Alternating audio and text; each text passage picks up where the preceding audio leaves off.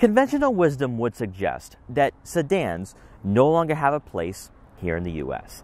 And really, on this channel, I think we've seen that over the last 2 to 3 years, where most of the vehicles I have been featuring have been crossovers, specifically for Mercedes-Benz. For this brand, I have featured only crossovers, such as the GLA, GLB, GLC, and GLE.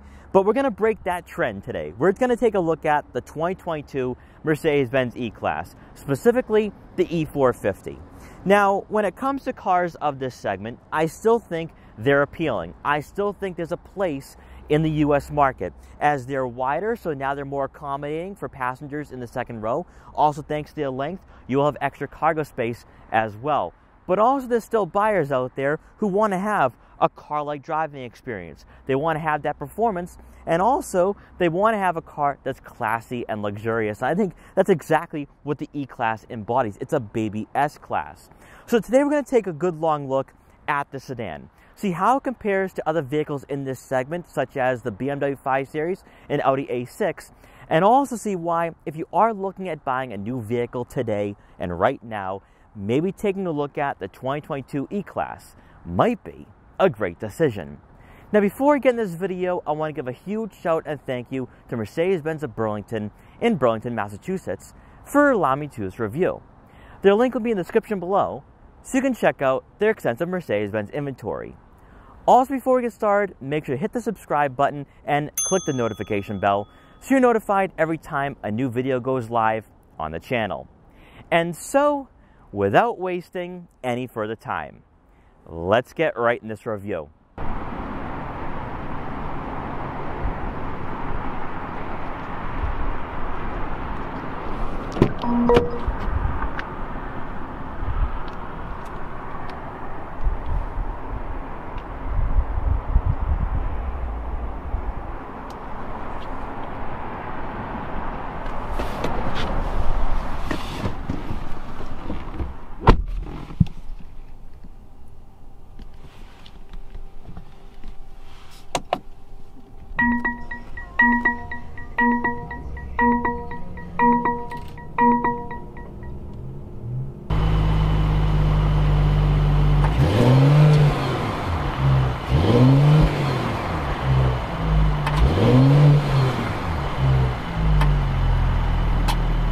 These days, it's hard to come across a sedan that is truly great. A car that reignites a lost art of what the automotive world used to be before consumers embraced crossovers. For the big three German brands, sports sedans are deeply rooted in their DNA, having once owned the roads with inspiring cars that gave drivers impeccable handling and cornering characteristics, invigorating performance, and stunning looks. Today, it can be easy to get lost in the past and dream of the good old days. But Mercedes-Benz is one of few manufacturers that still has what it takes to make a great car. But it might not be the one enthusiasts gravitate towards. The 2022 E450 is a diamond in the rough, a sedan that is mostly sought after for its luxurious persona, but its understated driving dynamics could surprise even the most stern critic. Starting off with pricing, the E450 comes in at just under $64,000, finding itself in between the more popular E350 and the enthusiast-focused E53 to compete head-to-head with the BMW 540i, which was our pick in the 5 Series lineup for 2020.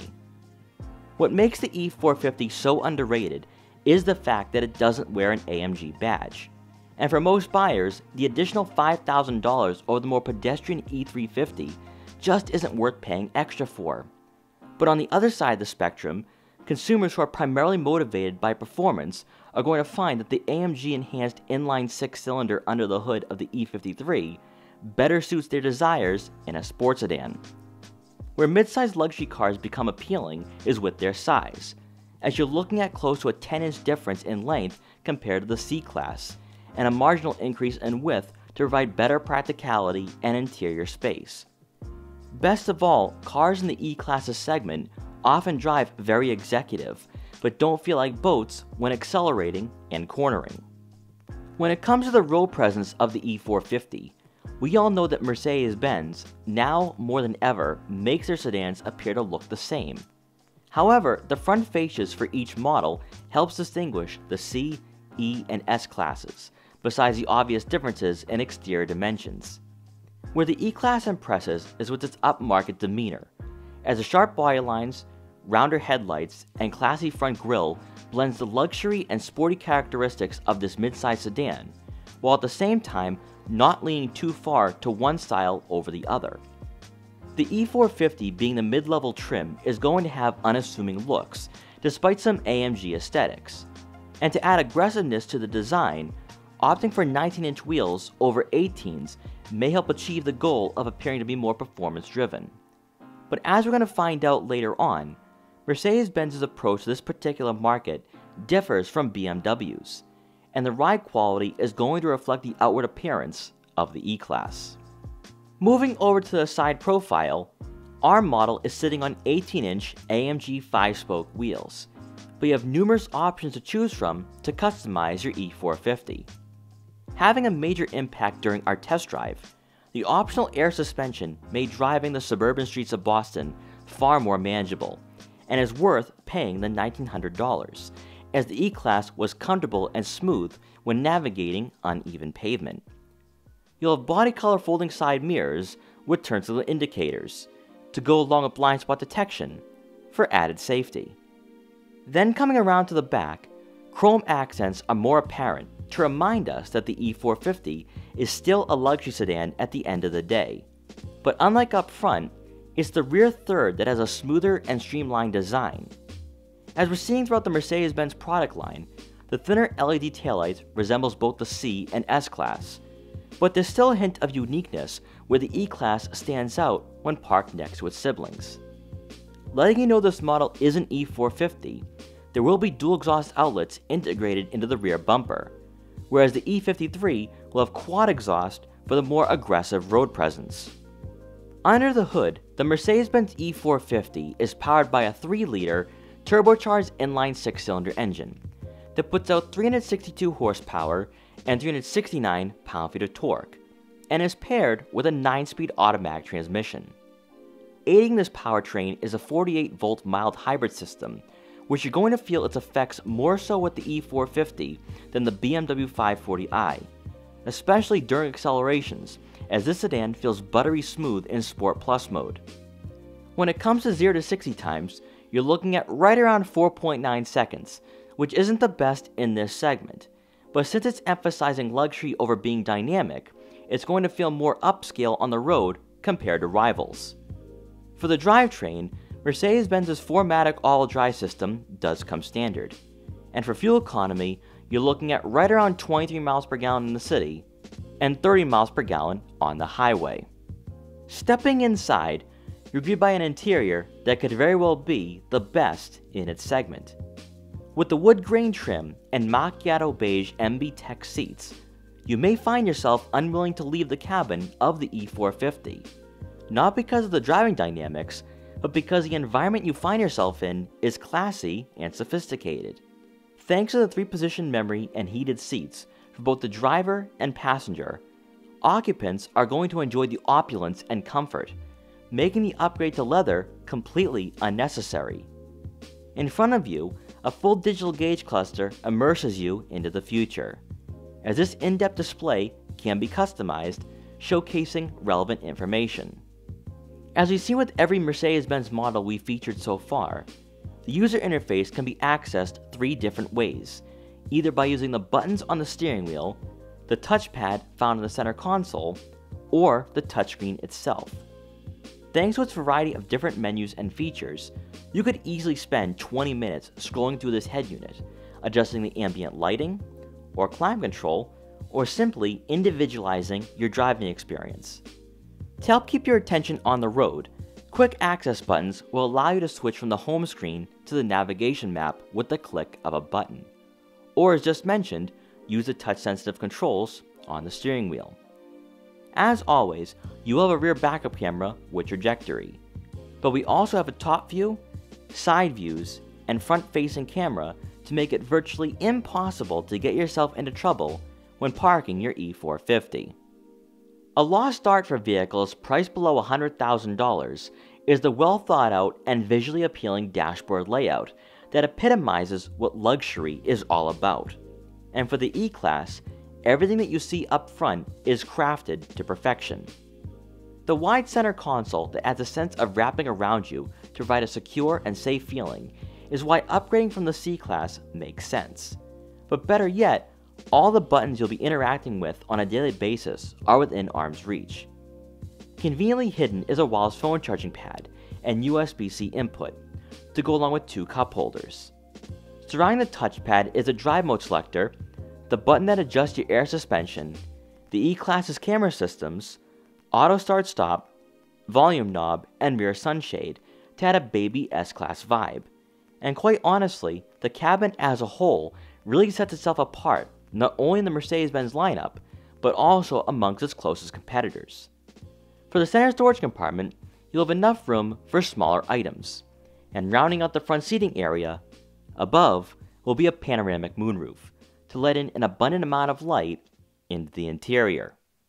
Now for passengers in the back, we're going to start off on the driver's side, and this seat is adjusted to someone of my height, around 5'5", and I have a lot of legroom to work with back here, and this is one of the reasons why I believe that if you are looking at buying a sedan, this particular segment is perfect. I still think it's family friendly and it's still conducive for having people in the back. And it's a bit more executive as well. This is a baby S-Class, and that's one thing to keep in mind here. When you look at the interior, when you look at the way that's designed, this is definitely upscale and classy. And the fact that you do have a good amount of legroom, I do think that people around the height of 5'8", 5'9" should be perfectly fine back here as well. Of course, headroom is going to be a bit of an issue for taller passengers with this having a lower roofline, but I really love having this dual-pane panoramic moonroof. Brings in a lot of natural light, bounces off the beige interior really nicely, and it just makes this interior look very upscale and also a little bit bigger than it is in reality.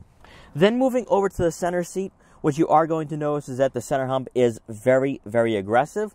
However, with the E-Class being wider, you have that shoulder room that comes into play, and it really makes this car a bit more accommodating than the C-Class. So you're not going to be able to fit a third person comfortably in the C-Class, but the E-Class, I think if you have 3 kids back here, they should be fine. And on the rare occasion, I do believe you could have 3 average-sized adults back here, and yeah, it would be tight, it might be a little cramped, but at least it's doable, and on shorter drives, I think you could fit 3 people back here for sure.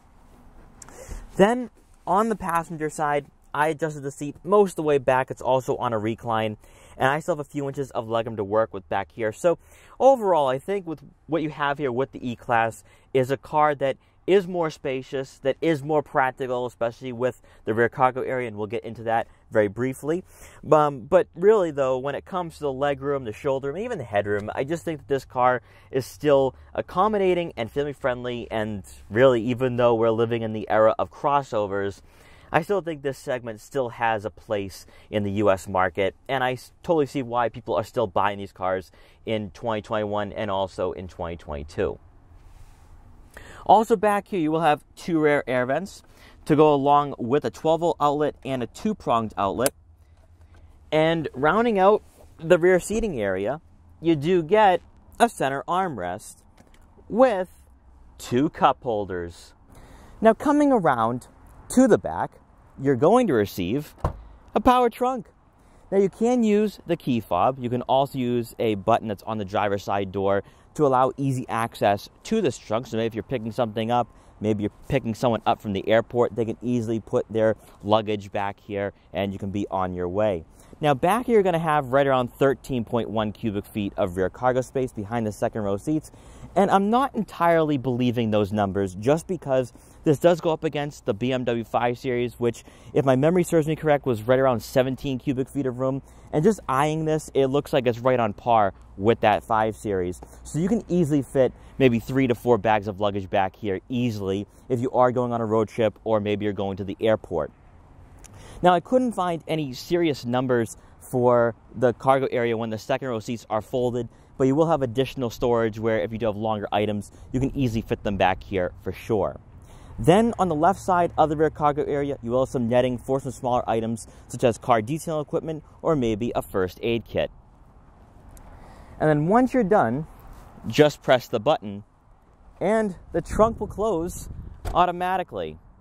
So we are now behind the wheel of the 2022 Mercedes Benz E450, and I gotta be honest, when I showed up today, I thought I was only gonna be driving the E350, and I was gonna have this entire spiel about how you don't need the inline six, the 4-cylinder is more than adequate, provides a decent amount of performance, and also the fact that if you are buying an E-Class, you're specifically looking at the luxury aspect of this car more so than the performance.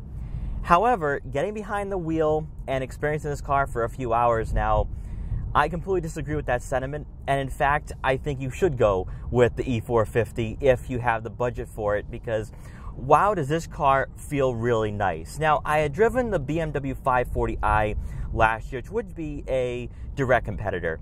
And I don't know now, I'm very conflicted because I think the E450 has a nicer interior, specifically with the dual 12-inch screens. So you have, of course, the full digital gauge cluster and also the nice infotainment system. But also, I think the interior is a little more comfortable as well. And it just feels really classy in here. It does feel like a baby S-Class. Now, since we are getting on the highway here, I'm going to put it in Sport Plus mode, and it comes to life. Let's see what a brief acceleration can do. Wow, this feels smooth. Effortless. Absolutely effortless getting on the highway here. Now, one thing that I will say, and this is one of the reasons why, again, you're going to want to go with the E450, is because there's a meaningful sport mode. And what I mean by that is when you put an E350 or anything that's not really sporty at all in sport mode for Mercedes-Benz, it doesn't really do anything. The transmission, in my opinion, becomes very difficult to enjoy because it just holds the gears too long. It doesn't feel very smooth and natural at all. But in the E450, it is so nice. And you can really actually feel the mild hybrid system as well when you are accelerating.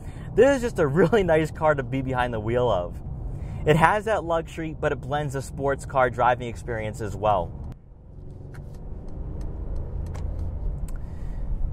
Now, when it comes to the cornering ability, the steering, it feels really nice. It's not heavy like a BMW 5 Series when you put that in sport mode, and it's not light like a Maserati Ghibli. So it actually has a nice balance to it where it feels really nice when you are cornering, when you are driving around town.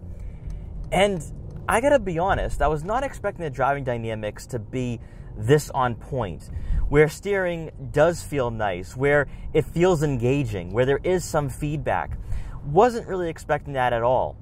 I was expecting more of a luxury experience. Now, of course, we do have a softer suspension. It's air suspension, so I can go over these bumps very easily, and I'm not going to get thrown around. I'm not going to get abused. But it just feels really nice in here. It's a great car to drive around. It's a great daily driver. But also, it's that upgrade over the C-Class. You can certainly feel a difference in ride quality, but also interior quality as well. It just feels really well balanced in many ways when it comes to the comfort, when it comes to the driving dynamics.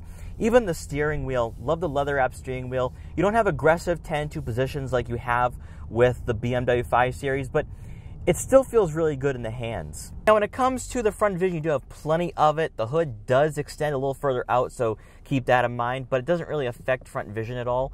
A-pillars are not very aggressive at all. Side mirrors are placed in a good spot, so I can see what's in my blind spots. And of course, when it comes to rear visibility, you do have a sunshade to block out the haters, but also you can block out the sunlight too.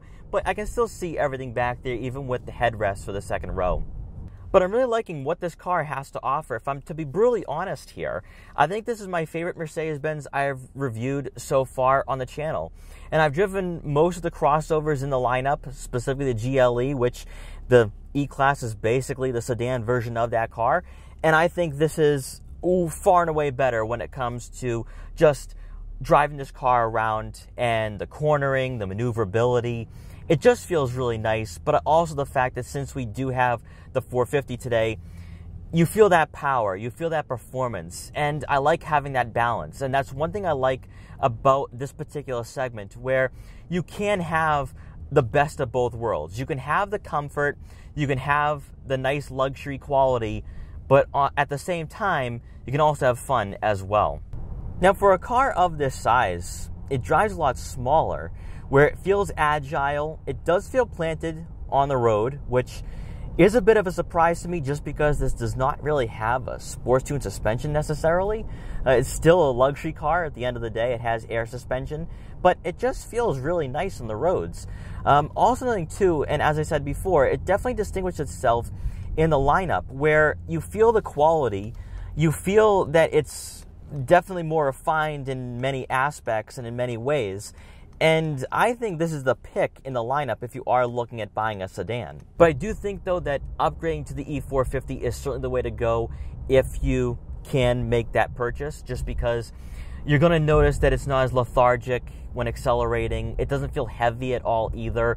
I think the inline 6 really helps out with that, where it is responsive and you can get up to speed very, very quickly. Compared to the 540i I drove last year, which I actually really loved, I truly believe that the E450 might be a better car, because when it comes to the interior quality, when it comes to technology, this is what you expect in the 2020s, where you have a full digital gauge cluster, you have the nice infotainment system, which you can actually use in 3 different ways. You can use the touchscreen, you can use the buttons on the steering wheel or the touchpad, and I like that setup. I think it's a better setup just because it's what you do expect to have when it comes to the technology aspect. But also, I think the interior layout is of higher quality and classier, where you do have the wood grain trim, but also it wraps around you as well. And really, I think it's still emphasizing luxury over everything else. Where with the BMW 540i, the one I reviewed did have the M Sport package. It had that sportier feel. It felt dynamic. It felt like a car that was ready to really take on the winding back roads or the mountain roads. And it was a car that was more performance driven. Where I think, even though this is an E450, it has the inline 6, it's enjoyable to drive in both comfort and sport plus. And that's really where I feel this car is the best of both worlds. It is the best or nothing, just because it feels luxurious, it is executive in that way, but also when you want to have that fun, when you want to have that performance, just put it in Sport Plus, and then you get that great acceleration. But also, I think that you feel the mild hybrid system more in the E-Class, more so than the BMW 540i. And it really aids in the smoothness of the transmission, it aids in the smoothness of the acceleration, and I think it makes a significant difference. It makes an impact for sure. You feel it, and it just makes, I think, driving a lot smoother than what you expect for a car in this class. But also another thing too, that when it comes to the daily driving aspect, and is what I felt with the 5 Series as well, that it's not too big, but it's not too small either. It doesn't feel like a boat, doesn't drive like a boat. It feels sporty, it feels agile, and also you still get some great features that are a little bit more of an upgrade over the C-Class or BMW 3 Series. And that's why I think it is worth paying extra for. That if you do have the budget for an E-Class, go for it. Don't settle for a C-Class, because you're going to notice the difference in that ride quality. You're going to notice that when it comes to the road noise. You're going to notice that when it comes to performance. And I think you're going to like that too. You're going to love the fact that the E-Class feels upscale. It feels premium. It's a premium luxury car. And if you don't want to add those extra features, you don't have to. But at around $65,000, I think it is totally worth that price. You don't even need to go with the E53. I think a lot of people in this segment, specifically for German cars, You get shamed for not buying an AMG. You get shamed for not buying an M or an S from BMW and Audi. But for me, you're not going to hear any criticism at all, especially after this test drive. I think you made a wise decision because you did save money by not going with the E53, but also you have a car that can balance both quite well, and you didn't have to pay over $80,000 to do it. One more time on the acceleration and getting on the highway. Absolutely love that. So enjoyable. And that will cap off my test drive with the E-Class, but really, truly nice. This car, I think, again, is the best in the sedan lineup for Mercedes-Benz, and I felt that way with BMW as well. The 5 Series was the better car. And really, this segment, in general, I still believe has a place in the U.S. market. It still has a place for buyers where if they don't want to buy a crossover, they can go with this. They get nice interior spacing, they get the practicality, but also they have that fun factor as well with this being a sedan. And really, I love the fact that it does feel planted on the road. Don't get a lot of body roll at all. So, to me, I'm a big fan of the E-Class after today. So in closing, what are my final thoughts for the 2022 Mercedes Benz E450? And as I said at the beginning of the test drive, I was not expecting to feature this particular car. I had plans of reviewing the E350, and I had everything I wanted to say about how it's a luxury car, and that's what you're prioritizing most with this particular segment, and that you didn't need to spend extra for the E450. I also knew that a lot of automotive journalists have been putting the E450 as one of the best cars you can buy in 2021 and also in 2022. And I did think that was a little bit of an overhype, that maybe the car wasn't exactly as great as people have been suggesting and saying. But after today, I think the E450 is one of the best cars in the Mercedes-Benz lineup. And I felt that way with the BMW 540i as well, that particular sedan, due to its size, that it was the perfect car, especially with its performance as well. And the E450 is the exact same. Now, the only difference is between the two models, between the BMW 540i and the E450, is that the E450 still leans more towards being a luxury sedan than being all-out performance. Whereas the 540i with the M Sport package, you're going to have the heavier steering, you're going to have a stiffer suspension, and it's going to feel a bit more dynamic. Whereas the E450 is still giving you a softer suspension, especially with the air suspension that we have for this particular model, but also even the interior layout as well. It's still classy, upscale, and premium luxury, and that's what I expected when I drove this car for the first time. But then when you put it in Sport and Sport Plus, this car comes to life, and it becomes very enjoyable to drive. But when it comes to Mercedes-Benz, I've always felt that the 9-speed automatic transmission just doesn't pair up with the 4-cylinder. And I feel that way again. With the inline 6, the 9-speed is so enjoyable. The gear shifts are smooth, they're responsive, they're quick, especially in Sport and Sport Plus mode. Whereas in Sport mode with the crossovers that I've driven, I was just not a huge fan at all, and that's why with the GLE, I felt that you had to go with the 450, and I feel the exact same with the E-Class as well. So I do think that if you are looking at buying a Mercedes-Benz, and you're like, I want luxury first, I want the comfort, I want to have that instead of performance. What I would say, though, is from a daily driving aspect, you're going to love the E450 over the E350, without question, just because it's more responsive, more enjoyable in many ways, especially when it comes to handling and cornering and straight line speed. I just think the E450 is the pick in the E-Class lineup. But also, as I said, when we checked out the second row seats and the cargo area, it is an upgrade over the C-Class. So if you do have extra money to spend, going with the E-Class is most certainly the better option. And I think it's totally worth the price of admission.